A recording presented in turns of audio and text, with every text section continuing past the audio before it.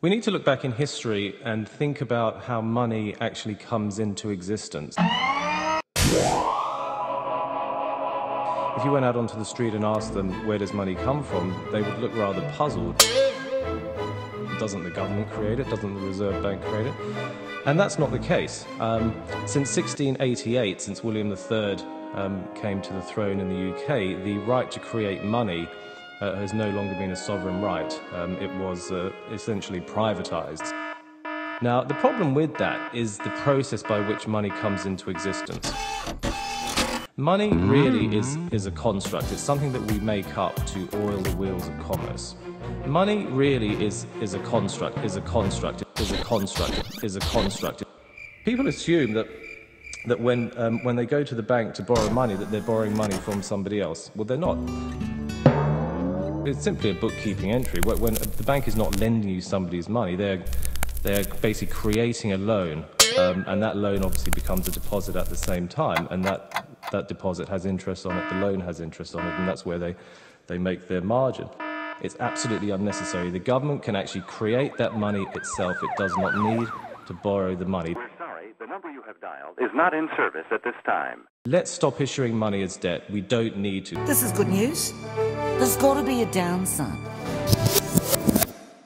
If there's no downside, why doesn't it just happen? It's about power, it's about influence, it's about embedded interests, and it's about history as well. But the first 150 years of the US was a battle between the people and the banks. Between the people and the banks. Between the people and the banks. The number you have dialed is not in service at this time. Whoever controls the volume of money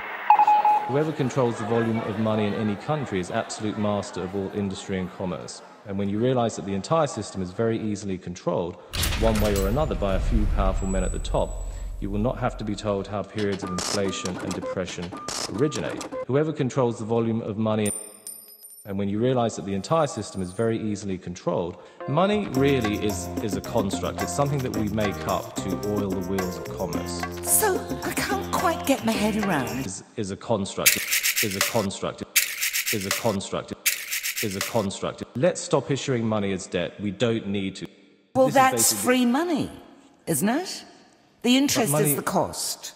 This is, if in a way, what you've been conditioned to believe, that money should have a cost. Money doesn't need to have a cost. It has a cost because that's how banks make money. It has a cost because that's how banks make money. It has a cost because that's how banks make money. You do not need to create money in this way. At the moment, the banks create money in the form of interest-bearing debt. People working in the system don't know.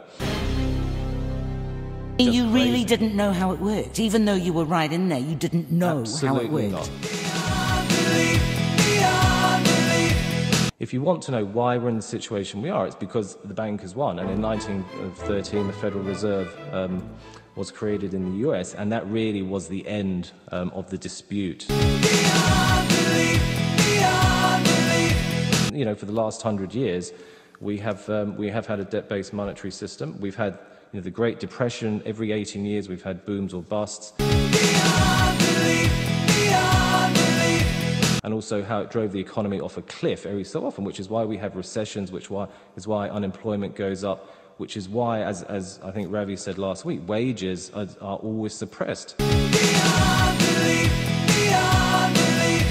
And when you realize that the entire system is very easily controlled, one way or another, by a few powerful men at the top, you will not have to be told how periods of inflation and depression originate. Let's be sensible here. We do not need to create money in this way. Well, that's free money, isn't it? The interest is the cost. In a way, what you've been conditioned to believe, that money should have...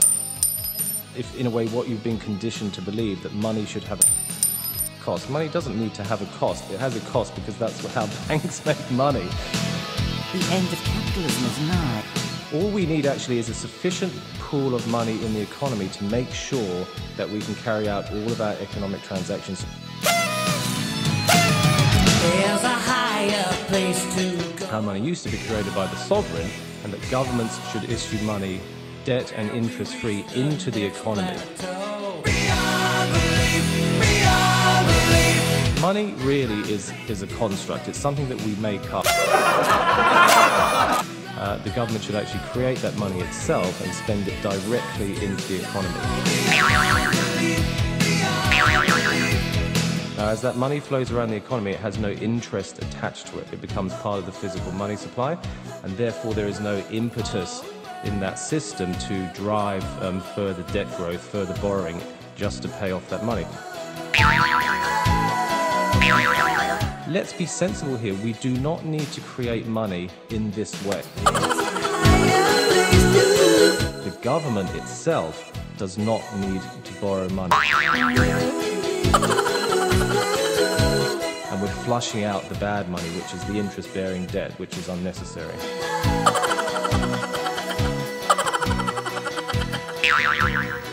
It's just the way the system goes. And the law of social cycles. Let's stop issuing money as debt. We don't need to. So this is what the Bankers Association Secretary had to say. To repeal the Act creating banknotes or to restore to circulation the government issue of money will be to provide the people with money and will therefore seriously affect our individual profits as bankers and lenders.